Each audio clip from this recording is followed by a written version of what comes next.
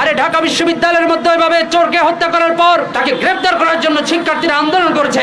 ওই পার্বত্য চট্টগ্রামে উপজাতিরা কেন আন্দোলন করেনি? 1 ঘন্টার ব্যবধানে ঢাকাতে কি করে 5,000-এর উপরে উপজাতি শিক্ষার্থী এক হয়ে সমাবেশ করে।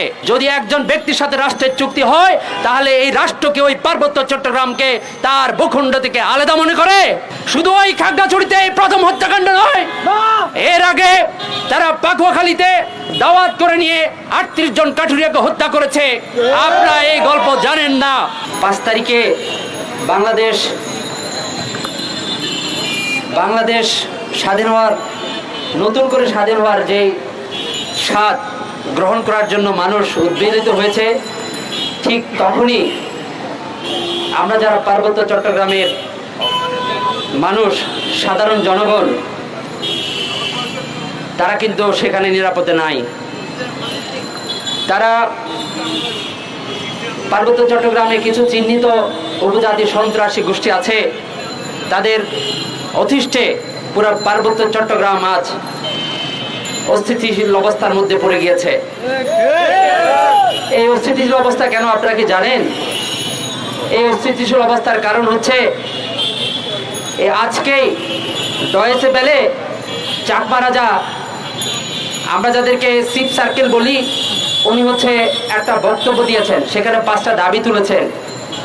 সেই দাবি বাস্তবায়নের জন্য এই নতুন সরকার যেটি হয়েছে, সেই সরকারের কাছে যে বুঝানো যে এই 5টা দাবি যদি মেনে নেন, তাহলে পার্বত্য চট্টগ্রাম শান্ত থাকবে। এই খেলা এরা শুধু এই যে প্রথম করেছে তা নয়, তারা কিন্তু 73 সাল থেকে এই খেলা শুরু করেছে। 1971 সালে মহান মুক্তিযুদ্ধের মধ্য দিয়ে যে বাংলাদেশ স্বাধীন হয়েছিল, সেই বাংলাদেশের স্বাধীনতাকে তারা খুব একটা মেনে নিতে পারেনি।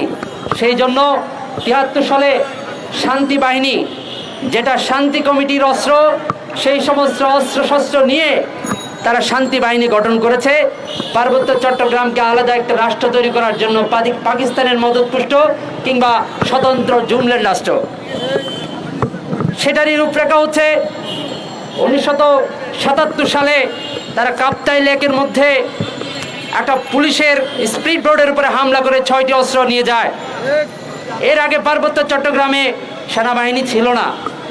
তারপর যখন সেখানে পুলিশ বাহিনী অনিরাপদ হয়ে গেছে, তখন রাষ্ট্রীয়ভাবে ডিসিশন নিয়ে সেনাবাহিনী নিয়ে যাওয়া হয়েছে। তাহলে কি এই সেনাবাহিনী নিয়ে যাওয়ার জন্য বাংলাদেশের জনগণ দায়ী নাকি সন্ত্রাসীরা দায়ী? যদি সন্ত্রাসীরা দায়ী হয়, সেই সন্ত্রাস কার্যক্রম কি এখনো বন্ধ হয়েছে? তাহলে কেন আজকে পার্বত্য চট্টগ্রামের নিরাপত্তার কাজে নিয়োজিত সেনাবাহিনীকে নিয়ে নানান ধরনের কথাবার্তা বলা হয়? আমরা স্বাধীনতার 53 বছর অতিক্রম করছি। পার্বত্য চট্টগ্রামে আপনারা কি জানেন পার্বত্য চট্টগ্রামে যারা বাঙালি জনগোষ্ঠী আছে, তাদের স্বাধীনতার কি অবস্থা? তারা জেলা পরিষদের চেয়ারম্যান হতে পারে না, তারা উন্নয়ন বোর্ডের চেয়ারম্যান হতে পারে না, তারা পার্বত্য চট্টগ্রাম মন্ত্রণালয়ের মন্ত্রী হতে পারবে না, তারা পার্বত্য চট্টগ্রাম টাস্ক ফোর্সের হতে পারবে না। এই যদি হয় পার্বত্য চট্টগ্রামের ডেমোক্রেসির অবস্থা, তাহলে এসডিজি গোল্ড, যে সমস্ত গোলকে বাস্তবায়ন করার জন্য এই দেশের মানুষ অক্লান্ত পরিশ্রম করছে, সেই পার্বত্য চট্টগ্রামের বাঙালি জনগোষ্ঠীকে আপনারা বাদ দিয়ে কিভাবে এটা অর্জন করবেন? আজকে গত পরশুদিন খাগড়াছড়ির নিউজিল্যান্ড নামক একটা জায়গাতে একজন কাঠ ব্যবসায়ী, ফার্নিচার ব্যবসায়ীকে হত্যা করেছে। হত্যা করে তারা ভিডিও করেছে, ভিডিও ভাইরালও করেছে। যখন এই ভিডিও আমাদের কাছে পর্যন্ত আসলো, আমরা যখন এখানে প্রচার করলাম এভাবে একজন মানুষকে হত্যা করা হচ্ছে, তখন তারা বলল সে নাকি চোর।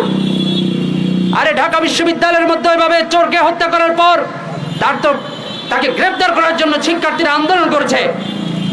ওই পার্বত্য চট্টগ্রামে উপজাতিরা কেন আন্দোলন করেনি? আমার মামুন ভাইকে যখন হত্যা করা হয়েছে, এই প্রশ্ন আজকে আপনাদের কাছে আমাদেরকে রেখে যেতে হচ্ছে। প্রিয় ভাইয়ের আমার, এর প্রতিবাদে যখন খাগড়াছড়ির দিঘিনালাতে কিছু শিক্ষার্থীরা কলেজ থেকে বের হয়ে একটা মিছিল বের করেন, সেই মিছিলের উপর হামলা চালায়।